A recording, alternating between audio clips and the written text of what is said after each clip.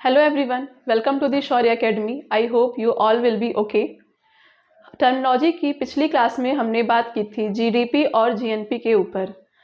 आर्थिक शब्दावलियों की जो पूरी हमारी श्रृंखला मैंने आप लोगों से डिस्कस किया था कि उसको लेके मैं आप लोगों के साथ आऊँगी। उसमें मैंने सबसे पहला जो क्लास दिया था वो जीडीपी यानी कि सकल घरेलू उत्पाद और जीडीपी यानी कि ग्रॉस नेशनल प्रोडक्ट से संबंधित था।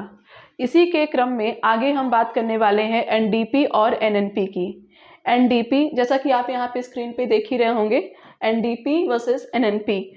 जीडीपी और जीएनपी में जैसे हमने उसके संबंध को जाना, उन दोनों के बीच में क्या संबंध है, क्या डिफरेंस है, उसी प्रकार से आज की इस क्लास में हम जानेंगे कि जीडीपी से एनडीपी का क्या संबंध है और जीएनपी से एनएनपी क्या संबंध है और ये चारों कैसे एक दूसरे से कोरिलेट करते हैं, कैसे एक दूसरे से संबंधित हैं। तो बढ़ते हैं अपने क्लास की ओर। यहाँ पे सबसे पहले हम बात करेंगे एनडीपी की, नेट डोमेस्टिक प्रोडक्ट, शुद्ध घरेलू उत्पाद के ऊपर। हमने पिछले क्लास में बात की थी जीडीपी की, सकल घरेलू उत्पाद, जिसका तात्पर्य होता है कि किसी भी अर्थव्यवस्था में एक वर्ष में उत्पादित सभी वस्तुओं और सेवाओं का अंतिम मौद्रिक मूल्य जीडीपी कहलाता है। ठीक है, यानी कि एक वर्ष में किसी भी अर्थव्यवस्था में उत्पादित सभी वस्तुओं और सेवाओं का अंतिम मौद्रिक मूल्य उस देश की जीडीपी का निर्धारण करता है। ठीक है, अंतिम मौद्रिक मूल्य हमने आप लोगों से डिस्कस किया था कि इसमें मध्यवर्ती मूल्य शामिल नहीं होते और जीडीपी का जो वो अंतिम मौद्रिक मूल्य होता है उसी में अगर उसके जो उत्पादन का जो साधन होता है, जैसे मान लीजिए कोई वस्तु है, जैसे कि कोई मकान बनता है तो उसमें सीमेंट, बालू, ईंट इन सब का यूज़ करते हैं। जैसे कोई टायर बने तो उसमें हम चमड़े का यूज़ करते हैं। जैसे कोई बिजली का फैन बनाना हो, पंखा बनाना हो तो हम लोग उसमें लोहे का और बाकी सारी मटेरियल्स का यूज़ करते हैं। तो वो जो उत्पादन होता है वस्तु का, उसमें जिस साधन का प्रयोग किया जाता है उस साधन का एक वर्ष में जो उसके साधन में जो मूल्य, उसके जो मूल्य हैं उसमें जो ह्रास होता है, जो गिरावट आती है, यानी कि किसी भी उत्पादित वस्तु के साधन के मूल्य में जब गिरावट आती है, उसका ह्रास होता है, तो उसी से हमारे एनडीपी का निर्धारण किया जाता है। जैसा कि आप यहाँ देख रहे होंगे लिखा हुआ कि शुद्ध घरेलू उत्पाद एनडीपी, नेट डोमेस्टिक प्रोडक्ट, किसी भी अर्थव्यवस्था का वह जीडीपी है जिसमें एक वर्ष के दौरान होने वाली घिसावट, डिप्रेशिएशन को घटाकर प्राप्त किया जाता है। ठीक है, यानी कि एनडीपी किसी भी अर्थव्यवस्था की जो जीडीपी होती है उसमें एक वर्ष के दौरान होने वाली घिसावट, यानी कि जो वस्तुओं का उत्पादन होता है और जो उनका अंतिम मौद्रिक मूल्य होता है, उसमें जब यूज़ हम करते हैं किसी प्रोडक्ट को तो समय के साथ साथ उसकी क्वालिटी में गिरावट आती है। जैसे कि हम कहते हैं ना कि घिस चुका है, ये सामान अब घिस चुका है, पुराना हो गया है, यानी कि उसकी जो वैल्यू है उसमें ह्रास हो गया है, डिप्रेशिएशन आ गया है, तो उसी को हम बोलते हैं कि उस वस्तु का घिसावट यानी कि उसका मूल्य ह्रास, यानी कि उत्पादन के साधन के मूल्यों का ह्रास ही घिसावट कहा जाता है उसको। उसी में से उसको घटा करके, यानी कि एनडीपी में से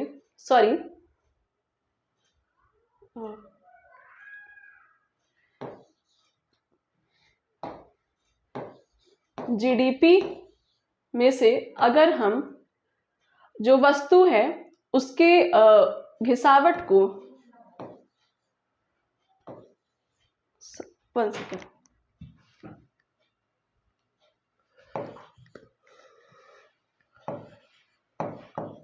किसी भी देश की अर्थव्यवस्था की जो जीडीपी होती है उसमें से उनके एक वर्ष में उत्पादित जितने भी वस्तु और सेवाएं होती हैं, एक वर्ष में उसमें जो भी मूल्यों का ह्रास होता है, मूल्य ह्रास होता है, उनको घटाने से हमें एनडीपी की प्राप्ति होती है, यानी कि हमें नेट डोमेस्टिक प्रोडक्ट, शुद्ध घरेलू उत्पाद की प्राप्ति होती है। किसी भी सकल घरेलू उत्पाद में उनमें एक वर्ष के दौरान होने वाली सभी वस्तुओं के उत्पादन के साधन के मूल्यों के ह्रास दर को घटाने से। ठीक है, जैसे कि हम किसी पंखे का उदाहरण लेते हैं बिजली के पंखे का वार्षिक घिसावट 10% है। ये जो रेशियो है 10% की जो ये दर है ये निर्धारित की गई है सरकार के द्वारा। जैसे किसी मकान का वार्षिक घिसावट दर 1% होता है। ये माना जाता है कि मकान चूंकि सीमेंट और इन सब चीज़ों से बनता है, काफ़ी सारी ऐसी चीज़ों से बनता है जिनकी जो वैल्यू होती है, उनकी जो चलने की जो क्षमता होती है वो काफ़ी ज़्यादा टाइम तक स्टेबल होती है, वो जल्दी ख़राब नहीं होती हैं। तो इसीलिए एक मकान का वार्षिक घिसावट दर 1% है। यानी कि ये माना जाता है कि एक बार मकान बनता है तो वो लगभग 100 सालों तक चल सकता है, इसीलिए उसका वार्षिक घिसावट दर 1% है। वहीं बिजली का जो पंखा है उसका वार्षिक घिसावट दर 10% है। यानी कि उसमें जो लोहे का या फिर जो भी मटेरियल का यूज़ किया जाता है, ये माना जाता है कि 1 वर्ष के यूज़ के बाद उसकी जो वैल्यू है, उस उत्पादित साधन की जो वैल्यू है, उस लोहे की या किसी भी चीज़ की जो वैल्यू है वो घिस जाती है, कम हो जाती है, तो उसको 10% का दर उसके लिए निर्धारित कर दिया गया है बिजली के पंखे का। तो मान लीजिए कि आपने इस बार 100 रुपये का बिजली का एक पंखा खरीदा, तो नेक्स्ट ईयर उसके मूल्य में 10% की गिरावट आ जाएगी। ठीक है, नेक्स्ट ईयर जब आप उसको सोचेंगे कि आप उसे बेच दें तो वैसे भी कम रेट मिलता है। आप सभी जानते हैं किसी सामान को लेके उसको दोबारा जब यूज़ करने के बाद बेचने पे, क्योंकि उसकी जो वैल्यू होती है, उसकी जो कंडीशन होती है उस उत्पादित वस्तु की, वो गिर जाती है। तो उसी का ये परिभाषा है कि शुद्ध घरेलू उत्पाद यानी कि एनडीपी किसी भी अर्थव्यवस्था का वह जीडीपी है जिसमें एक वर्ष के दौरान होने वाली घिसावट को घिसावट को घटाकर प्राप्त किया जाता है।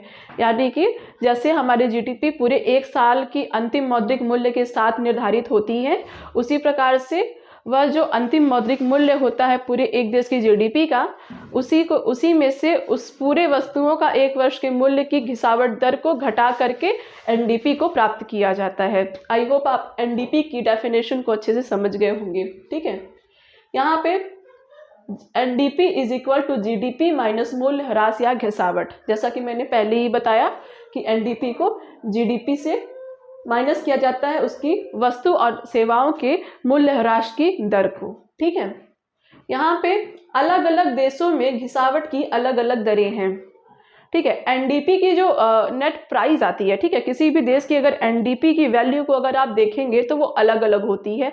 जैसे हर देश की जीडीपी अलग होती है, उसी प्रकार से हर देश की एनडीपी यानी कि नेट डोमेस्टिक प्रोडक्ट, शुद्ध घरेलू उत्पाद भी अलग अलग होती है। क्योंकि जैसे हमारे यहाँ बिजली के पंखे का जो वार्षिक घिसावट दर है वो 10% है, मकान का जो वार्षिक घिसावट दर है वो 1% है, लेकिन जरूरी नहीं है कि किसी दूसरे देश में भी यही दर निर्धारित की गई हो।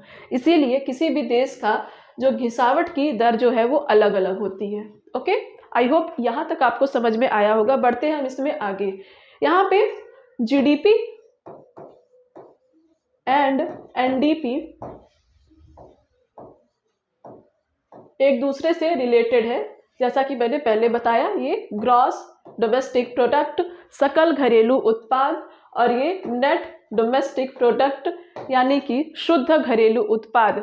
सकल घरेलू उत्पाद में से वस्तुओं और सेवाओं के घिसावट को घटाकर शुद्ध घरेलू उत्पाद प्राप्त किया जाता है। ये इसकी एक प्रॉपर डेफिनेशन हो गई। ओके, आगे बढ़ते हैं हम नेक्स्ट स्लाइड की ओर। तो यहाँ पे अब हम बात करने वाले हैं हमारे दूसरे जो टॉपिक था आज की टर्मिनोलॉजी की क्लास का, एनएनपी, नेट नेशनल प्रोडक्ट, शुद्ध राष्ट्रीय उत्पाद। पिछले टर्मिनोलॉजी की क्लास में आप लोगों ने जीएनपी के बारे में पढ़ा होगा, gross national product. Gross national product GNP, ठीक है, आप लोगों ने जीएनपी को पढ़ा होगा। यहाँ पे आप लोगों ने देखा होगा कि किसी भी जीएनपी की जो परिभाषा थी वो आप लोगों ने पिछले क्लास में पढ़ा होगा कि जीडीपी प्लस विदेशों से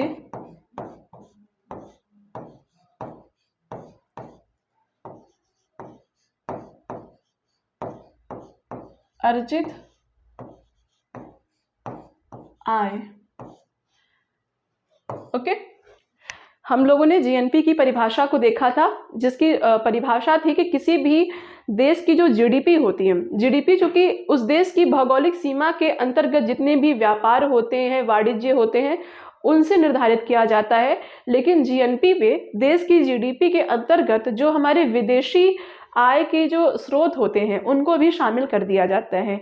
यानी विदेशों से भी जो हमारे देश को आय प्राप्त होती है उसको भी अगर हम देश की जीडीपी में जोड़ दें तो उससे हमें हमारा जीएनपी प्राप्त होता है, यानी कि ग्रॉस नेशनल प्रोडक्ट प्राप्त होता है, सकल राष्ट्रीय उत्पाद। ठीक है, उसी से संबंधित है हमारा एनएनपी, शुद्ध राष्ट्रीय उत्पाद, क्योंकि किसी भी देश की अर्थव्यवस्था के सकल राष्ट्रीय उत्पाद यानी कि जीएनपी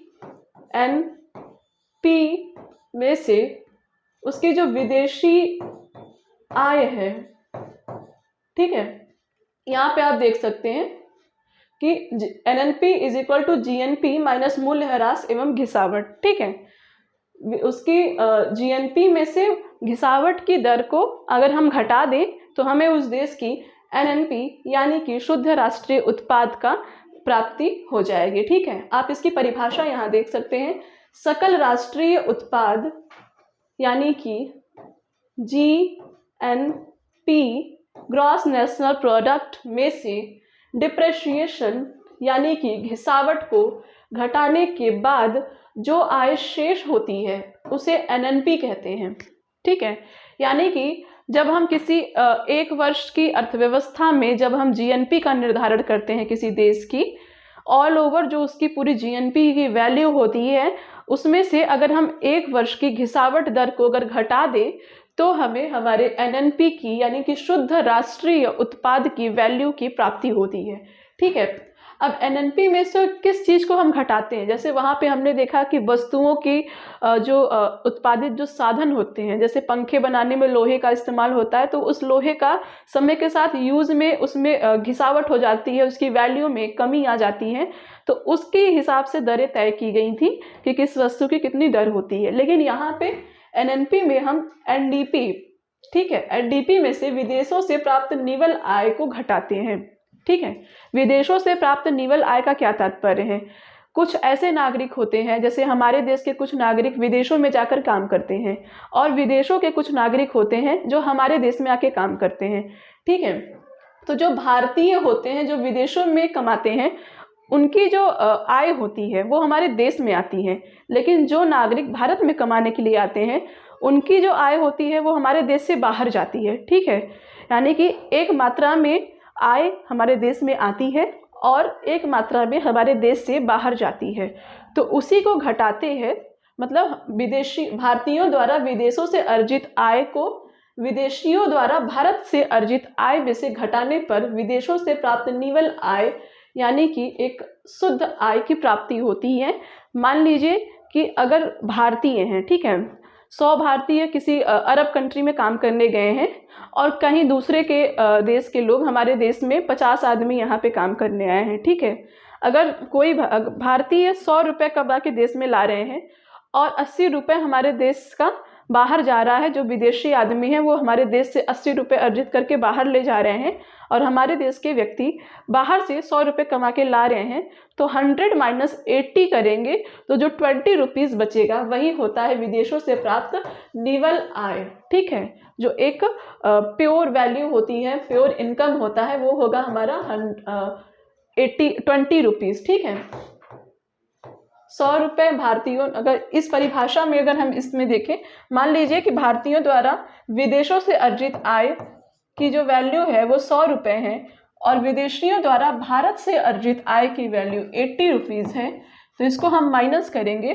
तो जो 20 रुपीज़ बचेगा वो होगा हमारा विदेशों से प्राप्त निवल आय।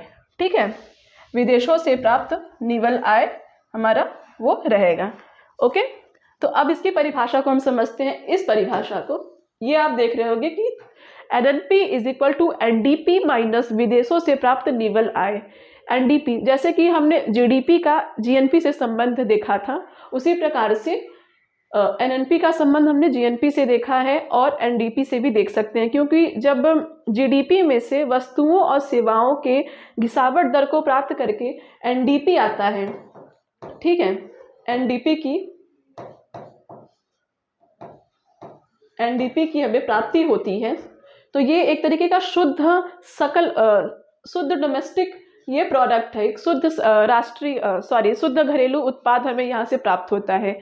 इसी शुद्ध घरेलू उत्पाद में से अगर हम जो विदेशों से प्राप्त निवल आय है, यानी कि भारतीयों और विदेशियों द्वारा जो आय अर्जित की जाती है, जो बाहर जाती है, उनको घटा करके जो निवल आय हम प्राप्त करते हैं, उनको भी अगर इस एनडीपी में से घटा दिया जाए तो हमें एक शुद्ध राष्ट्रीय उत्पाद प्राप्त होता है, यानी कि हमारे देश का नेट नेशनल प्रोडक्ट हमें प्राप्त होता है। एनडीपी में से विदेशों से प्राप्त निवल आय को घटाने पर, ठीक है, यानी कि NNP is equal to NDP minus विदेशों से प्राप्त निवल आय, और विदेशों से प्राप्त निवल आय इज इक्वल टू भारतीयों द्वारा विदेशों से अर्जित आय तथा विदेशियों द्वारा भारत से अर्जित की गई आय को घटाने पर। ओके, इसमें हम आगे अगर हम देखें तो एनएनपी, जो हमारा एनएनपी होता है असल में वही हमारा नेशनल इनकम होता है, क्योंकि जीडीपी के बाद एक वर्ष बाद जब उन चीज़ों की मूल्यों में गिरावट आती है तो हमें एनडीपी प्राप्त होता है, और एनडीपी में से जब हम उसको विदेशों से प्राप्त निवल आय को घटाते हैं तो हमें एनएनपी प्राप्त होता है। तो ये जो एनएनपी होता है ये एक शुद्ध वैल्यू होती है, एक प्योर वैल्यू होती है किसी भी देश की। जो आय होती है, जो पूरी की पूरी जीडीपी या पूरी अर्थव्यवस्था होती है, उसकी शुद्ध वैल्यू होती है एनएनपी। और यही जो शुद्ध वैल्यू है इसी को हम बोलते हैं किसी देश का राष्ट्रीय आय, नेशनल इनकम। ठीक है, तो NNP is equal to national income, NI, national income. और ये नेशनल इनकम में से ही हम प्रति व्यक्ति आय को, पर कैपिटा इनकम को ज्ञात करते हैं। और कैसे ज्ञात करते हैं? हमारा जो नेशनल इनकम है उसी में से हमारे देश की जो पूरी जनसंख्या है उसको अगर हम भाग दे दें, ठीक है, आप यहाँ पे देख सकते हैं NNP divided by population of the country is equal to per capita income. Okay, यानी कि नेट नेशनल प्रोडक्ट यानी कि शुद्ध राष्ट्रीय उत्पाद में से भारत की पूरी जनसंख्या या किसी भी देश की जनसंख्या को अगर डिवाइड कर दिया जाए तो उस पर प्रति व्यक्ति आय की प्राप्ति होती है। यानी कि इससे पता चलता है कि हमारे देश का, कि भारत देश का या किसी भी देश की प्रति व्यक्ति आय कितनी है। ठीक है, तो इस प्रकार से हमने आज के इस पूरे टॉपिक पे हमने बात किया। पिछले टर्मिनोलॉजी की क्लास में चूंकि हमने जीडीपी और जीएनपी के ऊपर चर्चा की थी, और एनडीपी और एनएनपी जैसा कि मैंने देखा कि एक दूसरे से संबंधित हैं। जीडीपी संबंधित है एनडीपी से, क्योंकि जीडीपी में से ही घिसावट दर को घटा करके एनडीपी की प्राप्ति होती है, और एनडीपी संबंधित है जीएनपी से। ओके, और जीएनपी संबंधित है एनएनपी से, क्योंकि एनएनपी को प्राप्त करने के लिए एनडीपी में से एनडीपी में से विदेशों से प्राप्त निवल आय को घटाना पड़ता है, और उससे हमारे एनएनपी की हमें प्राप्ति होती है। एनएनपी जो कि किसी भी देश की अर्थव्यवस्था का शुद्ध राष्ट्रीय उत्पाद होता है, अंतिम प्योर एक वैल्यू होता है किसी भी अर्थव्यवस्था का। यही एनएनपी हमारा नेशनल इनकम कहा जाता है। और इसी एनएनपी में से अगर हम पॉपुलेशन को भाग दे दे, उसको डिवाइड करें पॉपुलेशन से, तो हमें हमारा पर कैपिटा इनकम प्राप्त होता है, जिससे हम लोग कहते हैं कि हमारे देश की सपोज दैट एनएनपी 100 रुपये है, जनसंख्या 100 है।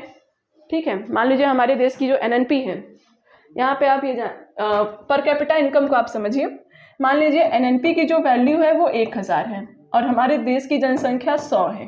ठीक है, तो 1000 से 100 को भाग देंगे तो 2 जीरो यहाँ कट जाएगा, बचेगा हमारा 10 रुपये। और 10 रुपये हमारे देश की प्रति व्यक्ति आय होगी, यानी कि भारत में हर व्यक्ति मैक्सिमम 10 रुपये तक उसकी आय होगी, कमाएगा इस फॉर्मूला के तहत। ठीक है, तो इस प्रकार से हमने अपने इस टॉपिक में एनएनपी और एनडीपी के ऊपर चर्चा किया। एक बार फिर से देख लेते हैं हम कि हमने क्या डिस्कस किया। हमने सबसे पहले एनडीपी को देखा, एनडीपी और जीडीपी के रिलेशन को हमने यहाँ समझा। NDP is equal to GDP minus मूल्यह्रास या फिर घिसावट की दर। ठीक है, अलग अलग देशों में घिसावट की अलग अलग दरें होती है। एक बार इसकी परिभाषा मैं फिर से पढ़ देती हूँ। शुद्ध घरेलू उत्पाद यानी कि एनडीपी किसी भी अर्थव्यवस्था का वह जीडीपी ग्रॉस डोमेस्टिक प्रोडक्ट है जिसमें एक वर्ष के दौरान होने वाली घिसावट यानी कि डिप्रिसिएशन को घटा करके प्राप्त किया जाता है। उसके बाद हमने नेट नेशनल प्रोडक्ट यानी कि शुद्ध राष्ट्रीय उत्पाद के ऊपर हमने डिस्कस किया था।